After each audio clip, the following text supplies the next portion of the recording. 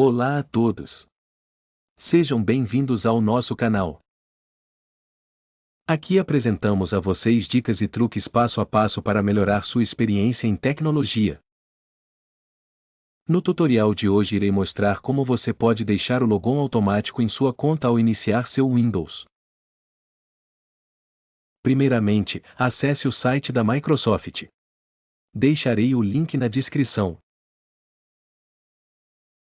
Na tela que abrir, baixe o arquivo Autologon. Agora descompacte e procure o executável 32 ou 64 bits.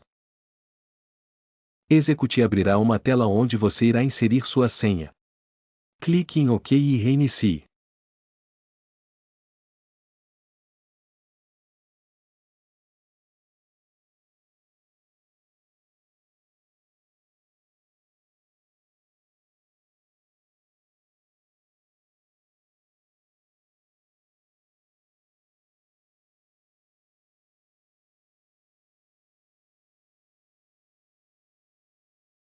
O Windows carregará automaticamente sem a necessidade de senha.